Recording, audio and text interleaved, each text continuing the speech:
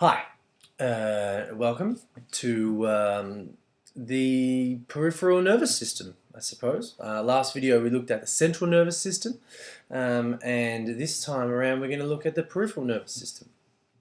So, as you can see from this little diagram here, it gives us a nice little visual of how it's all connected and where they all fit. So you can see here the brain and the spinal cord is the central nervous system, and we've already looked at that and everything to do with that. Then we have the peripheral nervous system. Now you'll see in a minute the peripheral nervous system has kind of four subsets, but it has two major branches. The first major branch is the somatic nervous system, and you can see this here, all the blue. Okay, all the blue parts there are the somatic nervous system. You've also got the autonomic nervous system, which is the red. You'll notice that the red stays very close to the body, to the middle of the body, and that's because the autonomic deals with all of our internal organs. Okay, so that's why that's like that. As part of the autonomic nervous system, there are two subsets of that again, called the sympathetic nervous system and the parasympathetic nervous system. You're going to learn about those as well.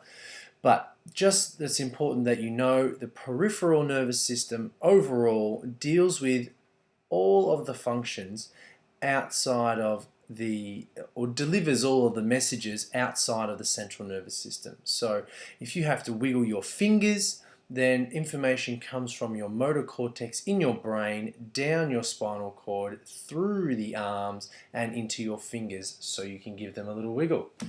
Alright? And the same thing with the autonomic parts of your brain that we talked about, the brain stem, and those areas of the old brain, the cerebellum. Those areas control and regulate your breathing and your blood pressure and your heartbeat and those things, and that information goes through the central nervous system and out into the peripheral nervous system and the autonomic nervous system. Okay, so that's the overall connection of how it all fits together. What I'm going to show you now are the divisions of the peripheral nervous system. You can see here there are four major nervous systems that we're talking about that fit as under the peripheral nervous system. So we have the peripheral nervous system that is then divided into two parts, which is what we talked about for the somatic nervous system and the autonomic nervous system. And then the autonomic nervous system also has two other nervous systems associated with that. That is the sympathetic and the parasympathetic. But what we're going to focus on first is the somatic nervous system. What it is? Well, let me show you what it is. So I'll just set this up. This is a really cool guy called John Hounsell. I found him the other day. So I'm going to have this playing while I'm talking. Try not to get too distracted, but some of the stuff in here is pretty crazy. So keep your eye on it. Basically, what you're watching is the somatic nervous system in full flight. Okay, you can see all these crazy people doing all sorts of awesome maneuvers, and that is their somatic nervous system. It is their skeletal muscles. It's their ability to control their body. Okay, so the motor cortex gives information to the peripheral nervous system, the somatic nervous system, to control the body. Okay, you can see there's this guy does a pretty rad handstand. All right, that his muscles are all working very, very closely together to ensure that he doesn't fall like that guy. And basically, all of this comes from the somatic nervous system. Soma is ancient Greek for body, and that's why the cell body is called a soma. Okay, so when we're talking about somatic, we're talking about your body, your skeletal muscles, and your motor neurons, okay, and your sensory neurons as well. All right, so you can see, as these people show you, you can train your body to do some pretty amazing and impressive things. All right, that's enough of that. So that was that guy. So that's the somatic nervous system. Basically, as you can see here, oops, I've gone the wrong way. As you can see here, all of your muscles, your skeletal muscles, are all controlled by the somatic nervous system. That takes us to the autonomic nervous system. I don't need a visual for this. The autonomic nervous system deals with the network of nerves that control our automatic processes. So our lungs, our breathing in and out, our heartbeat, our blood pressure, those kinds of things. Those, our digestion. You don't have to think swallow, break food down, those kinds of things. You don't have to think those. They happen automatically. They're part of the autonomic nervous system. And it can be a very powerful object and can work almost independently of the rest of the brain. For example, there was the case of Karen Ann Quinlan. She's in your textbook. Check her out on page 275. What happened to her is that she became unconscious at a party after drinking some alcohol and possibly taking some drugs. Doctors weren't sure. This happened in 1975. She was 21 years old, went to a party, became unconscious. She went to hospital. Doctors ran some tests, probably using some of the imaging that we talked about in our last video, and found that she was basically had very little chance of recovering. She was almost brain dead. Her cerebral cortex, so the top part of the brain, but the bottom part of the brain, the brainstem, and the autonomic nervous system that was in charge of her breathing and her heartbeat and those kinds of things were relatively still intact. Long story short, you can read about her. She was taken off life support. The only thing that was left supporting her was they fed her small amounts of food through her nose and down into her stomach. She managed to stay alive for nearly 10 years in a coma. Her autonomic nervous system kept her heart pumping, kept her lungs breathing, all those kinds of things, keeping her body alive when her brain was not functioning. Okay, so that's the autonomic nervous system. It's a pretty impressive kind of series of nerves that keep our body going even when we don't have to think about it. Okay, but the autonomic nervous system, for us, we need to know it's in control of our automatic processes, and that's about it. That brings us to the other subdivisions, the sympathetic and the parasympathetic nervous systems. Now, I don't know if you know much about those. They're interesting little nervous systems, and you may have heard of them before.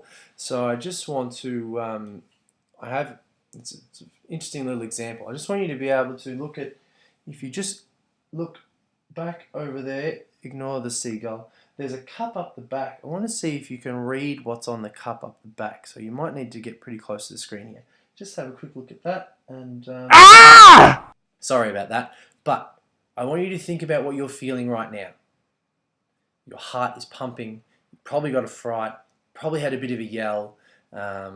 Your eyes will be highly functioning now, so if you're in a dark room, it will be taking in lots of light. You'll be able to hear extra things now. Your body is now in a state, okay, that we call fight or flight, and this is part of the sympathetic nervous system. All animals have this. Humans have this most definitely, and what this does is this prepares your body for any sort of danger.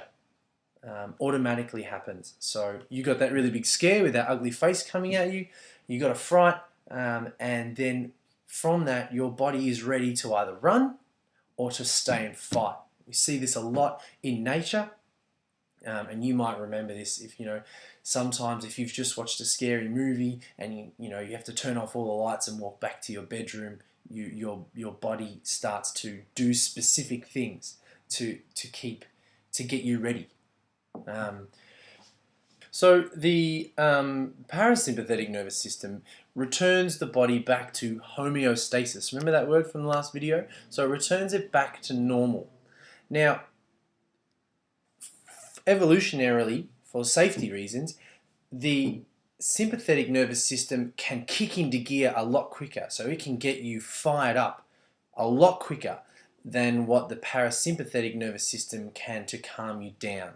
That's because there's an excess of hormones and chemicals in your system that are still need to work themselves out. So the sympathetic nervous system can release those hormones and those chemicals immediately for almost an immediate result, but then they hang around in the body and they need to be worked out. So it takes a little bit longer for you to reach that kind of homeostasis. But realistically, that's it from those areas of the nervous system. I'll just quickly take you through this little graph here, or table as it were, which you can see, and this gives you a nice little rundown of the major parts of the body that are associated with the sympathetic and the parasympathetic nervous systems, the functions that they usually perform, and then how each nervous system impacts on that function. So you can see here the pupils. What they usually do is that they regulate the amount of light that they let into your eye, and here they will, if you are in danger, you need as much light in your eyes as possible so you can see what's going on. If you're in a dark room, you need to be able to see what's going on. So that's what happens, but then when you are returning to homeostasis, then they'll contract. Okay, same thing, and you'll notice this as you work your way down, and I'll leave this up for a little bit. You can see these, I'm not going to read them all out, but the heart that pumps blood, you'll feel that. When that lady came up on your screen, immediately after, you probably pressed pause and you might have sworn at me. You would have felt your heart rate going because you didn't see it coming, hopefully. But by now, your heart rate is relatively back to normal. You'll notice the other internal organs, because we are talking about the autonomic nervous system, the internal organs, ones you don't think about. So the lungs, the stomach, the liver, okay, the bladder. So your bladder relaxes, okay, so that means you don't have to go to the toilet. Alright, when you're in times of high stress like that, you will not feel the need to go to the toilet. Usually when you're playing sport, you will rarely feel the need to go to the toilet because this nervous system is in action. Okay, same thing with digestion. You won't feel hungry during major exercise or during an episode if you're feeling under stress, because your body tells you that you don't need to eat then.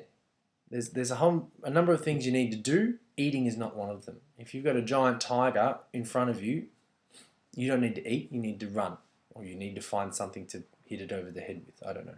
But that's the general idea. Sweat glands, okay, increased production of perspiration. You can tell all these things. You may have felt them before, but that's generally the idea, what we're talking about here. So that's important to know, and that's about all that we really need to know.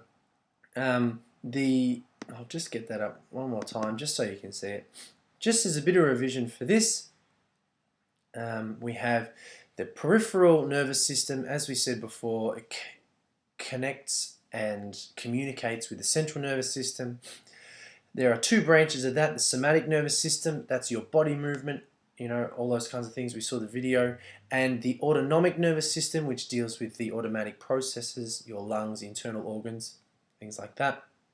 And as part of that, there are two sub-branches of the autonomic nervous system, which is the sympathetic nervous system and the parasympathetic nervous system. So that's it for today on the peripheral nervous system. I hope you forgive me for scaring you, and for those that didn't get scared, well done. And that's it. So next we're on to memory. See ya.